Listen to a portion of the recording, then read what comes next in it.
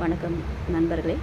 புளிக்குழம்புக்கு தேவையானது அரை மூடி தேங்காய், சின்ன வெங்காயம், பச்சை மிளகாய், பூண்டு, தக்காளி.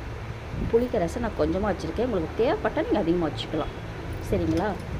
நல்லா புளிக்கரசலில் நல்லா வடித்து எடுத்துகிட்டு வெறும் புளிக்கரசல் தண்ணி மட்டும் வச்சுருந்து அதில் 3 தக்காளி கூட நல்லா பசிச்சிட்டேன். பச்சை மிளகா 3 பச்சை மிளகாவை 2 கட் பண்ணி போட்டேன். சின்ன வெங்காயம் 2 கட் பண்ணி அதிலே போட்டேன்.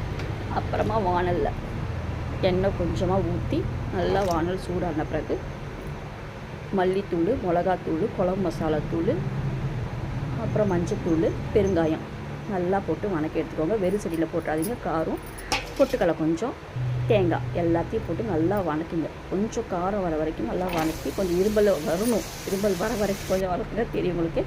ஜாரில் போட்டு நல்லா நைஸாக ஆட்டி வச்சுக்கோங்க. அரைச்சி வச்சுருக்கிற தக்காளி, புளிக்கரசலை அதை போட்டு நல்லா கலக்கி வச்சுக்கோங்க. அப்புறம் மறுபடியும் வடை சட்டி வச்சு அதில் எண்ணெய் ஊற்றுங்க. உங்களுக்கு தேவையான அளவு எண்ணெய் ஊற்றலாம். ஆனால் எண்ணெய் நிறைய ஊற்றுறா தான் நல்லாயிருக்கும். அதில் கடுகு, உளுத்தம் பருப்பு நல்லா பொரியட்டும். கொஞ்சமாக சீரகம் நட்டு நல்லா பொரிய விடுங்க. அப்புறம் கருவேப்பிலை அதையும் போடுங்க. போட்டு நல்லா பொரிய வைக்கிறது. வடகம் வெளிப்பட்டுங்கள வடகம் எங்கள் ஊர் சந்தையில் வடகம் வாங்கினேன். கொஞ்சம் ஈரப்பதமாக இருந்தது.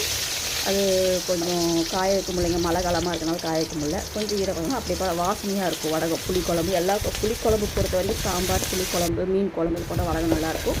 நல்லா வதக்கி பொன்னிறமாக ஆன பிறகு நம்ம கரைச்சி வச்சுருக்கோம் பார்த்தீங்களா மசாலா இருக்கலாம், அதை எடுத்து அப்படியே ஊற்றுங்க. சரிங்களா?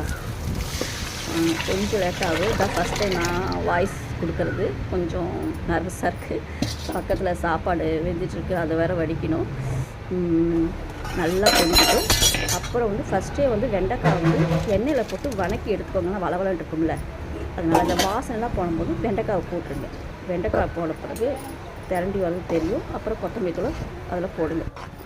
அதுக்குள்ளேயே அத்தை வந்துட்டாங்க ஃப்ரெண்ட்ஸ், அதனால் கட் பண்ணிட்டேன்.